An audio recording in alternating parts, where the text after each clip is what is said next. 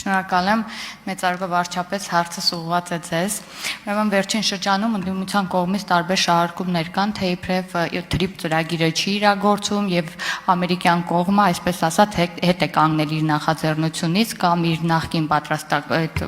պատրաստակամությունից եւ ավելին, նույնիսկ օտարալեզու մամուլում վերջին շրջանում հրապարակվում են ակնհայտորեն պատվիրված հոդվածներ, որոնք ընդդիմադիր շրջանակները փորձում են Հայաստանում եւս ակտիվորեն շրջանառել։ Պարոն վարչապետ, ուզում եմ տեղեկանալ, ինչպիսին է այս պահին Հայաստանի եւ ամերիկյան կողմի հարաբերությունները հենց այս հարցի շրջանակներում եւ ինչպիսին է ձեր տպավորությունը այս գործընթացի ընթացքի վերաբերյալ։ Տիկին Ղազարյան, շնորհակալ եմ հարցի համար։ Ի հեճուկս մեր մտահոգությունների եւ մտավախությունների մենք Ամերիկայի Միացյալ Նահանգներից ամենաբարձր մակարդակով, բարձրագույն մակարդակով ստացել ենք հավաստիացումներ, որ TRIP նախագիծը ինչպես եղել, այնպես էլ շարունակում է մնալ առաջնահերթություն Միացյալ Նահանգների համար եւ պիտի ասեմ, որ TRIP-ի հետ կապված process-ները ոչ միայն չեն դանդաղել, այլև արագացել են եւ երկու կողմերն էլ, թե Հայաստանի Հանրապետությունը, թե Միացյալ Նահանգները ցանկություն ունեն հնարավորինս ամենաարագ ժամկետներում դա իրականացնել։ Մենք կարող ենք ասել ավելին, որ նախորդ օրերին մենք քննարկել ենք մասնավորապես էլեկտրահաղորդման գծերի կառուցումը, շինարարական աշխատանքները նախատեսվածից ավելի շուտ իրականացնելու հնարավորությունը եւ ընդհանրապես ցանկացած բան, քանի որ process-ները հասունացած են, հասունանում են եւ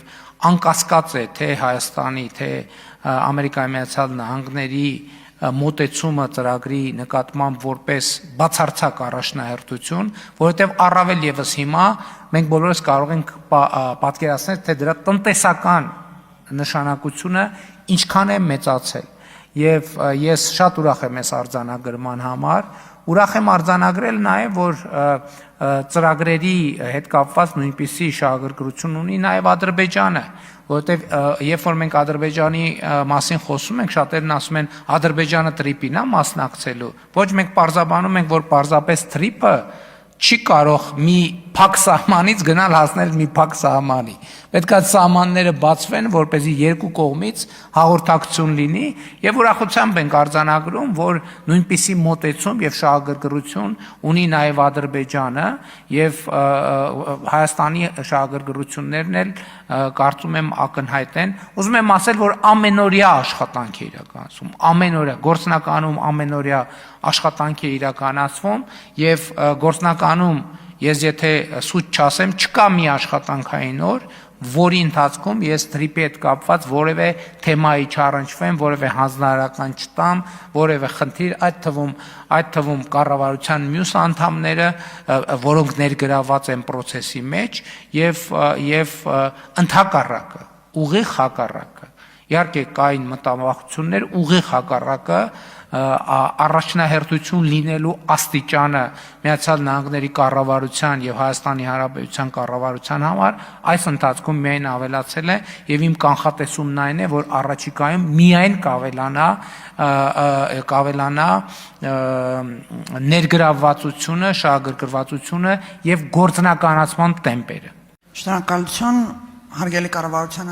անդամներ, հարգելի գործընկերներ, հատուկ ուղղում Հայաստանի Հանրապետության վարչապետին։ Պարոն վարչապետ, ընդդիմության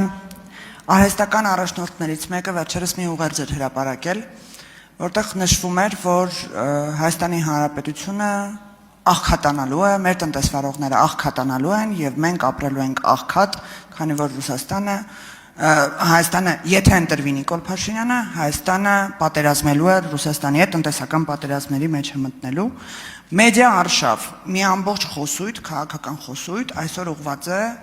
արհեստականորեն մեր տնտեսվարողներին դեմոտիվացնելու եւ մեր տնտեսվարողների կանխատեսումները սխալ ուղղությամբ տանելու վրա։ Թեզը հետեւյալն է, որ հուլիսի 7-ին եթե ընտրվում է Նիկոլ Փաշինյանի եւ քաղաքացիական պայմանագիրը, ապա տնտեսական պատերազմ է սկսելու Հայաստանի Հանրապետությունում։ Կխնդրեմ ձեր մեկնաբանությունը այս հարցի շուրջ։ Շնորհակալ եմ Տիկին Մինասյան հարցի համար։ Ես կարծում եմ ձեր նշած բազմաքաղաքացին ինքը իր մասին է խոսել, երբ որ խոսել է աղքատացման մասին։ Ես կանխատեսել եմ եւ պնդում եմ իմ կանխատեսումը, որ նա մինչև տարվա վերջ աղքատանալու է, որովհետեւ Իրանից մեծ որ բաները պարտավորությունները ստանձնել, այդ պարտավորությունները չկատարելու արդյունքում իր, այսպես ասած, նոմինալ ունեցածը իր ձեռից առնվելու է։ Եվ նա իր բանի, իր այս կողմից կառավարվող այդ բանի դարտնալացում, Հայաստանի Հանրապետությունում արդեն տեսակ ինչ եղավ, ուրիշ տեղեր էլ ավելի են լինելու։ Եվ ինձ տվյալ դեպքում այդ խոսույթը ակնհայտ է դարձնում, որ գործ ունենք մի տերմին կա ԵԱՏՄ տարածքում եւ ոչ միայն ԵԱՏՄ տարածքում կիրառվող օտարերկրյա գործակալի հետ, ով բանի գործակալական գործունեությունը օտարերկրյա ոնց էր կոչվում, ազդեցության ոնց էր այն այդ օրենսդրական այդ տերմինաբանությունը նկատի ունեմ, էլի ոչ թե շպիոնաժը նկատի ունեմ, այլ այդ տերմինը, որ ԱՊՀ մի շարք երկրներում, կարծեմ Միացյալ Նահանգներում էլ տես տերմինաբանություն կա, վերջը այդ գործունեությունն է ծավալում, այսինքն փորձ է անում հրահրել Հայաստանի Հանրապետություն, Ռուսաստանի Դաշնություն կոնֆլիկտ, այդ կոնֆլիկտի վրա ձեռներ տաքացնելու համար։ Ես անհնար եմ համարում այդպիսի բանը, որովհետև նախ Հայաստանի 2018 թվականին հիշում եք ինչեր էին ասում։ Հիշում եք ինչեր էին ասում։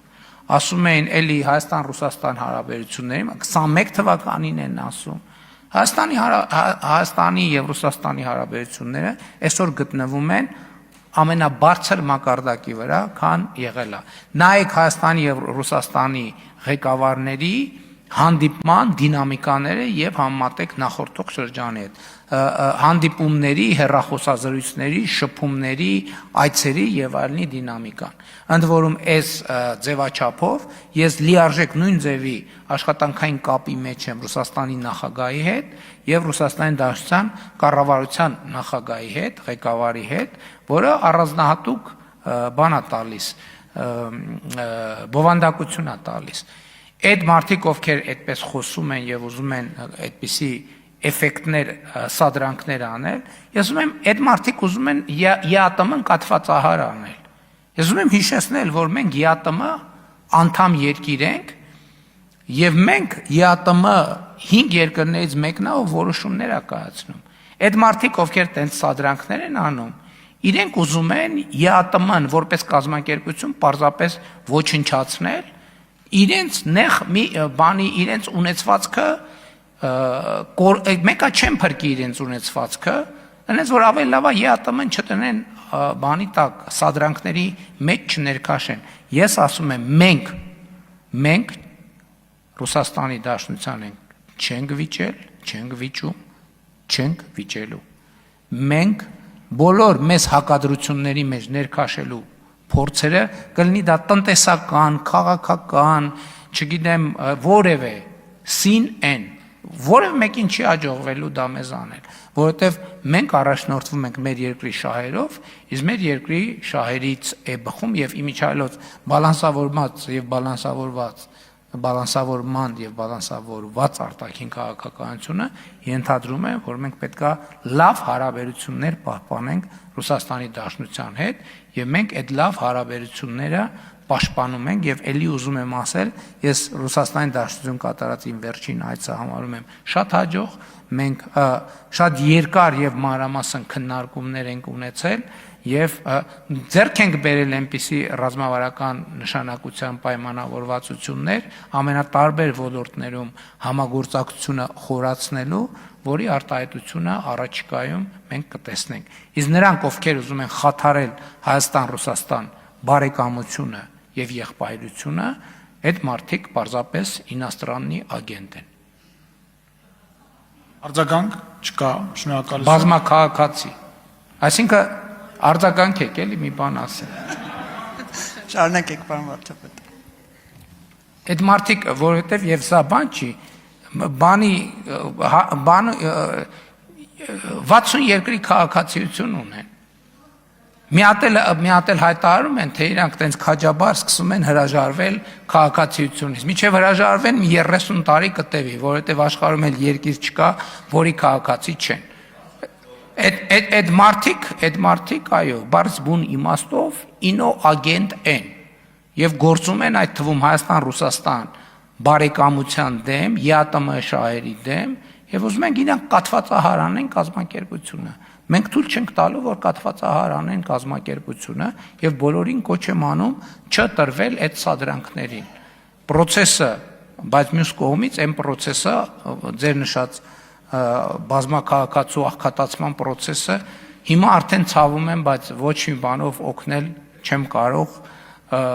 բայց հիմա մենք սոցիալական շատ լավ, ինչպես տեսակ, ծրագրեր ունենք եւ մանավանդ, երբ որ արդեն լինի միայն Հայաստանի Հանրապետության քաղաքացի, կարծում եմ եւ առողջության ապահովագրությունը եւ սոցիալական մյուս ծրագրերից լիարժեք օգտվելու հնարավորություն կունենա։ Շնորհակալություն։